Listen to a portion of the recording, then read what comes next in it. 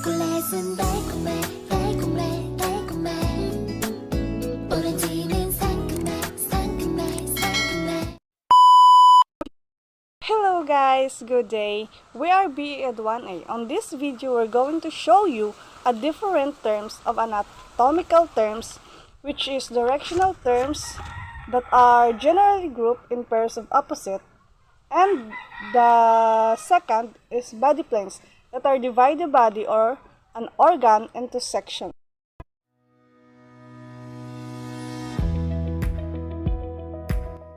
This picture shows anatomical position. So ayan, tapos na tayo sa ating introduction, which is yung anatomical terms. Now, we're going to show you the directional terms that are generally grouped in pairs of opposite, and body planes that divide the body or an organ into sections. Let's go! Today, we are going to introduce to you the directional terms that are generally grouped in pairs of body parts. Number 1 is medial. Medial means toward the body's midline. It is the opposite of lateral, the term used to describe general positions of body parts. Now, let me show you the example of medial. That is the example of medial. And lateral. Lateral means away from the body's midline. Next is distal. Distal means farthest from the point of origin.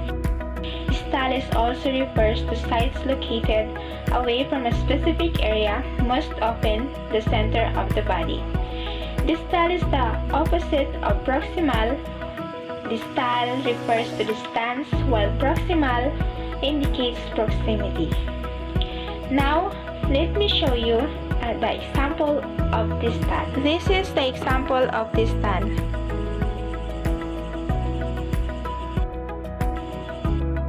Ngayon is about proximal and medial term. So, proximal means near to the center, front or trunk of the body, or to the point of attachment to the body. If another reference points is given, such as in the heart, the proximal points of another organ or extremity is the point closest to the heart, central rather than peripheral. Proximal is the opposite of distal. Proximal, towards or nearest the trunk of the point of origin of part. Example is the proximal end of the femur joins with the pelvic bone. Distal, away from or far face from the trunk or the point or origin of a part. Example, the hand is located at the distal end of the forearm. Good afternoon, ma'am. This video shows the four anatomical position in directional terms. First is superior. Superiors come from the Latin word meaning above, and inferiors from Latin inferus, below. Describe what is below it. Example of inferior. In the anatomical positions, the most superior part of the human body is the head, and the most inferior is the feet. Inferior or caudal, away from the head, lower. Example, the foot is part of the inferior extremity. Medial, toward the midline of the body. Example, the middle toe is located at the medial side of the foot. Let's proceed to the next anatomical terms, which is anterior. So, anterior. Anterior, further to the front, in front of, or toward the front of the body. It also called ventral. So, ang anterior po is ito yung front ng ating katawan, which is tinatawag din siyang ventral.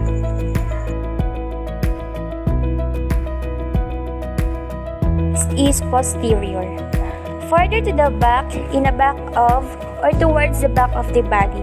It is also called dorsal. Posterior daw po ay makikita sa back or sa likod ng ating katawan. the illustration, it shows the posterior and anterior of our body.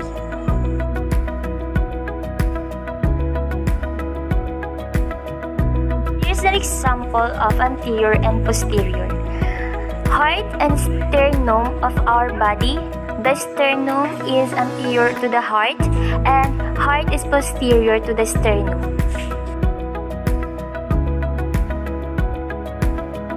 Superficial, a location towards the surface of a body structure or organ. So, ang superficial ay makikita sa labas ng ating katawan.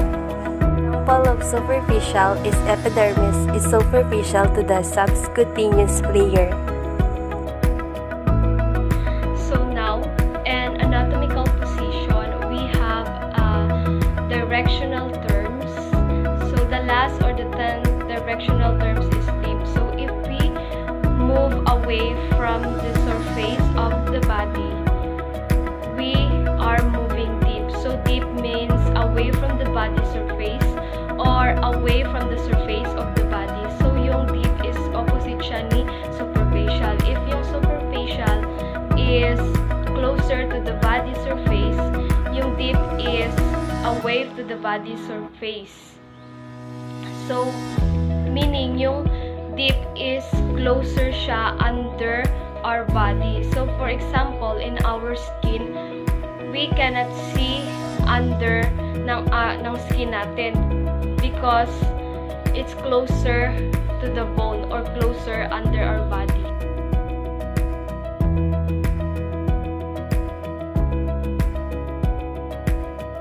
Our bodies need the ability to move in all three dimensions, which is sagittal plane, transverse plane, and frontal plane. Sagittal planes divides the body into right or left.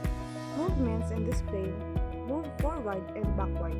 Example, dead left, push-ups, chest press, vertical jumping, climbing stairs, and calf raises. This is the example of sagittal plane. It cuts the body into left and right halves, forward and backward movement. Transverse plane, aka the horizontal plane, divides the body into top or bottom. Movements in this plane are rotational. Example, twist with bands, meatball and spinning and skating. This picture shows an imaginary plane that divides the body into superior and inferior parts. Cut the body into top and bottom. Twisting movements. Third is frontal plane. Divides the body into front and back. Movements in this plane go side to side. Example, side races and jumping jacks. This picture represented by the plate that cuts the body into front and back, creating an imaginary track that the body follows when performing side-to-side movements. That's all for today, guys. Thank you for watching.